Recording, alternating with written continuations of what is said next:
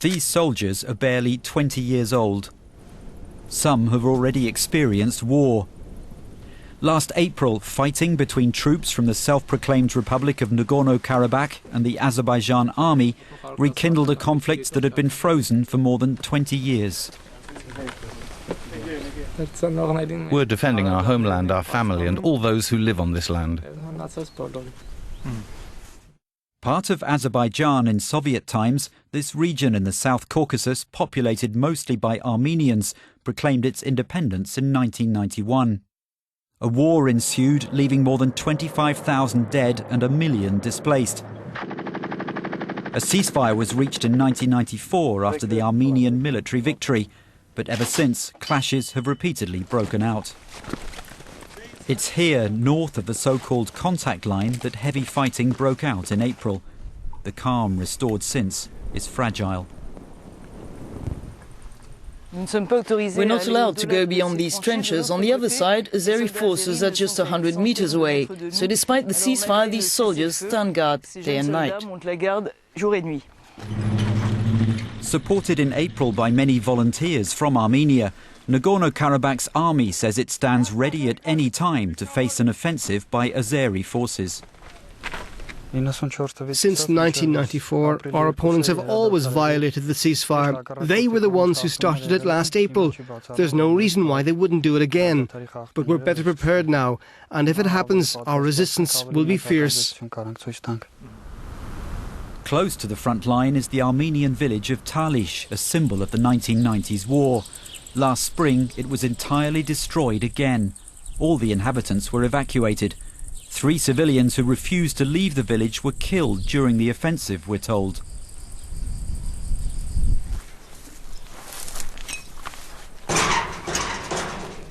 Garrick returns to the scene to show us what's left of his house.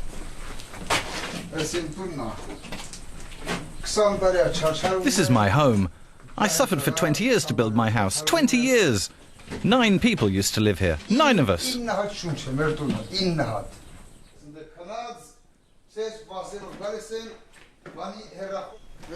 Look, there's nothing left. Everything's destroyed. I don't know what to do. Garrick found refuge in a neighbouring village at his in-laws, where he now lives with his mother, his wife and their 5 children. Living conditions are difficult, but they're afraid to go back to their village. My other son died in the first war. I get a pension for that. I only have 1 son left, who has 5 children. What are we going to do now? We have no home, no job, and we're stuck here. Since we first fled the village back in 1992 and up until today, we expected to see the war start again. There's always been gunfire. Now all we want is a peaceful solution. We want to go to the other side of the front line in Azerbaijan. But it's impossible to get there directly. Transport routes between Nagorno-Karabakh and Azerbaijan are cut off. As the crow flies, only about 15 kilometers separate the village of Talish from the Terter region, where we're due to meet the Azeri military. But we need to drive to Yerevan, the Armenian capital, then head to Georgia. It's the only way to reach Baku, the capital of Azerbaijan. From there, another long drive awaits us to reach the front line, this time on the Azeri side.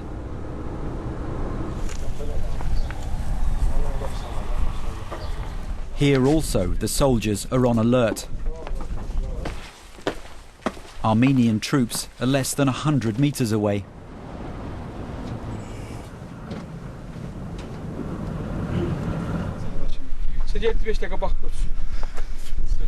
You have 30 seconds to have a look, to film and take it out. From one of the hills retaken from the Armenians last spring, we can clearly see the village of Talish.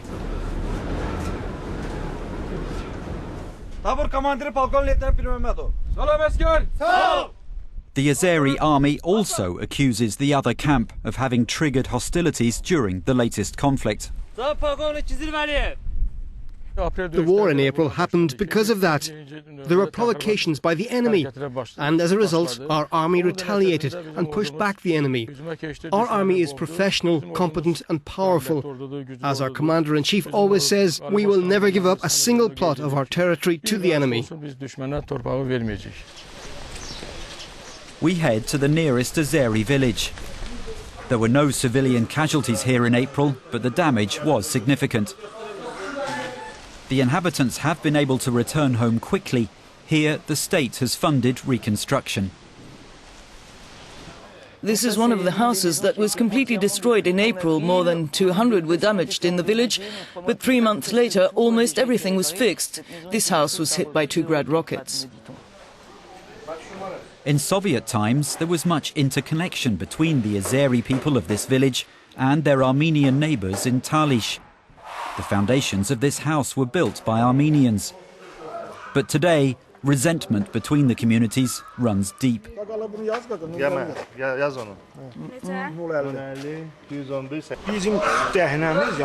Our water source is on the other side of the Armenian positions. We go there at night so they don't see us. Several people have been killed while fetching water. As in Talish, everyone here fears a resumption of fighting. The only solution to the Nagorno-Karabakh problem is war, as long as the Armenians are not willing to compromise. We must free our land by war. For me, there's no other way. After the April conflict, negotiations were revived under the auspices of the Minsk Group, led by Russia, the United States and France, within the OSCE, the Organization for Security and Cooperation in Europe, with no convincing results. The international community recognizes neither the independence of the self-proclaimed republic nor its institutions in the city of Stepanakert. We believe that we have to return Nagorno-Karabakh to negotiation table. Twice, in 1991 and in 2006, the people of Nagorno-Karabakh voted for independence of this republic. Decision of people of Nagorno-Karabakh, the results of their vote, have to be taken into account and became a cornerstone of any further settlement. Lacking international recognition, the small enclave struggles to develop its economy and attract investors. It relies on the financial support of Yerevan and the Armenian diaspora. Agriculture remains the principal resource of this fertile region. We head to the main food processing company in Nagorno-Karabakh. 85% of its products are bound for export. To get round the political obstacles, local businesses reach foreign markets via joint ventures with Armenian companies. As Karabakh is not recognized, we can't export our products directly onto the international market. That forces us to find partners through whom we can export.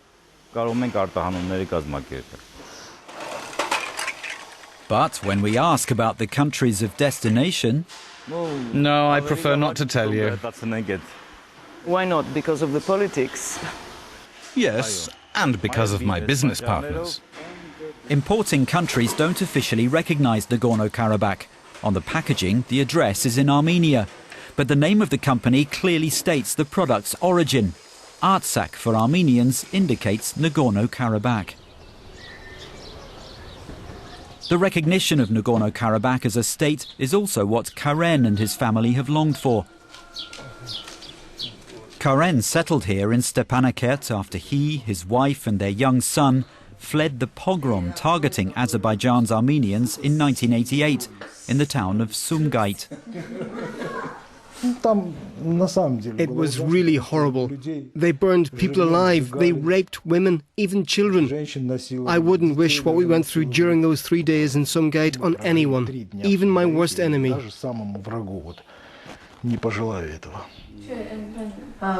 Karen and his wife can no longer imagine leaving Nagorno-Karabakh, the land of their ancestors, and now theirs. The war in April revived painful memories when they saw their son leave for the front line. The only good decision to take is for Azerbaijan to recognize our independence. They ought to say, live life as you like to live it, and we do the same. We could then become closer, but as two independent states. Without such recognition, the current situation could last a lot longer, 100, 200 years, and we'll continue to live under pressure, not understanding each other.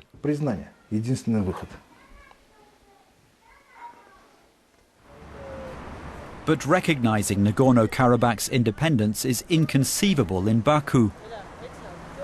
The most Ilham Aliyev's government would agree to would be to grant the enclave significant autonomy and demand that the Azeri refugees of Nagorno-Karabakh return home. The solution must in any case be peaceful, says one of their representatives in Azerbaijan's parliament. It's in Azerbaijan's interest to recover its illegally occupied territories through peace negotiations. But 20% of Azerbaijan's land is under occupation.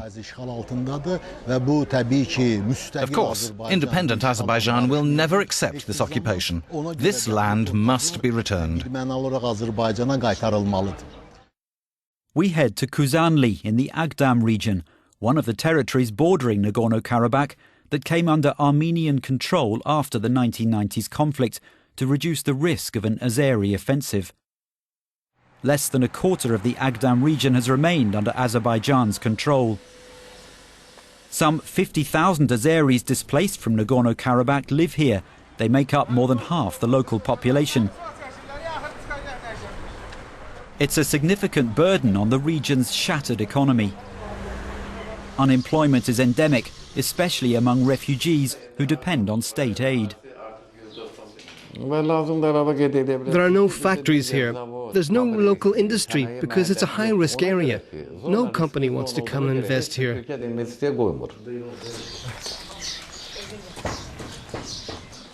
Displaced from their village in 1993, Eldar and his wife Mazali raised their children in this house. Their lives here are in limbo. Their dream is to return to their homeland. They're inconsolable since one of their sons, a soldier, was killed in combat 2 years ago. If our land is freed, then the death of our soldiers will have served some purpose. Our soil's drenched in the blood of martyrs. If our land is freed, their souls will be relieved. They will not have died in vain. I only want the children to stay alive and safe. Back in Stepanakert, the Tumo Centre aims to give Nagorno-Karabakh's teenagers a window on the world. After school, free workshops equipped with high-tech tools help introduce them to creative technology. Samvel lost his uncle in the conflict, a loss that inspired his first project, a photo exhibition dedicated to the everyday life of soldiers on the front line on the Armenian side.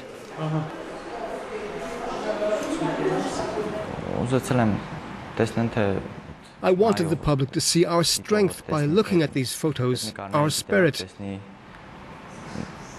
and to see that these men are always ready. I wanted to show the positive aspects, not the negative ones. I've seen the bad side of things, but I chose to show the good sides. On both sides of the front line, the spectre of war is rooted deep in the minds of the children of the Nagorno-Karabakh conflict. In the Agdam region of Azerbaijan, this football match was dedicated to a commander who died in combat. Azeri soldiers play against civilians from displaced families. For Shunazib and his friends, it's a natural coexistence. We always need soldiers. Without them, we couldn't live safely here. I'm sure our territories will be freed and our soldiers will always protect us. They'll always be by our side. They're our pride. They will always defend us.